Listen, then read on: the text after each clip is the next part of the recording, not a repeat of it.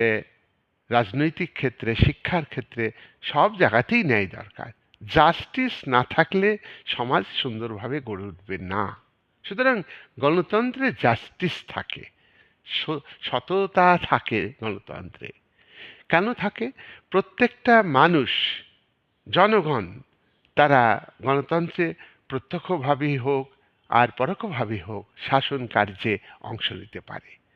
তারাই শাসন কার্যে অংশ নিচ্ছে, সরকারি সিদ্ধান্ত গ্রহণে তারা অংশ নিচ্ছে, প্রত্যক্ষভাবে অংশ নিতে পারে, আবার পরোক্ষভাবেও নিতে পারে।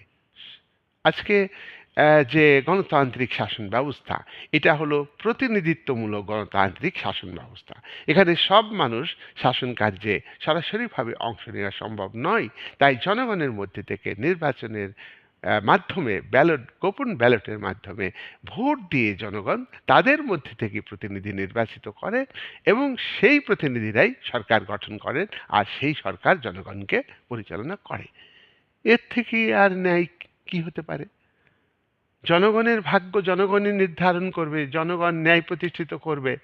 সুতরাং যারা জনপ্রতিনিধি তারা যদি অন্যায় করে, ইনজাস্টিস কাজ করে, তাহলে পরবর্তী নির্বাচনে জনগণ সেই প্রতিনিধিকে ক্ষমতাচ্যুত করবে, সত্য প্রতিষ্ঠিত হবে। কিন্তু শ্রেণী ও শোষণ ভিত্তিক সমাজ ব্যবস্থাতে আমরা দেখি যে এই জাস্টিস আর এই ট্রুথ, এটা বইয়ের পাতাতেই সীমাবদ্ধ থাকে। গণতন্ত্রে আদালত ন্যায়ের প্রতীক। গণতন্ত্রে আদালত নিরপেক্ষ, স্বাধীন।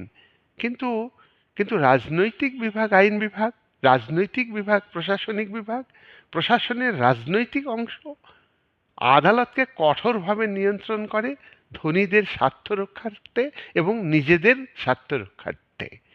আর ধনী এবং শাসক শ্রেণীর মধ্যে ঘনিষ্ঠ সম্পর্ক থাকে।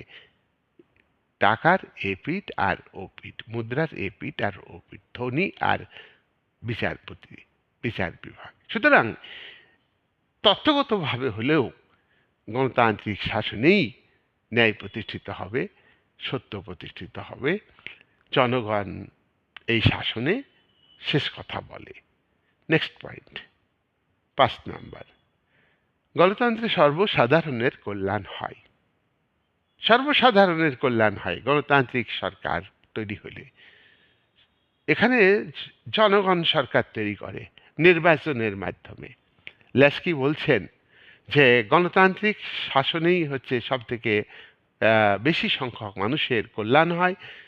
গণতান্ত্রিক সরকারের শ্রমিক শোষণ বন্ধ করা যায়। ল্যাস্কি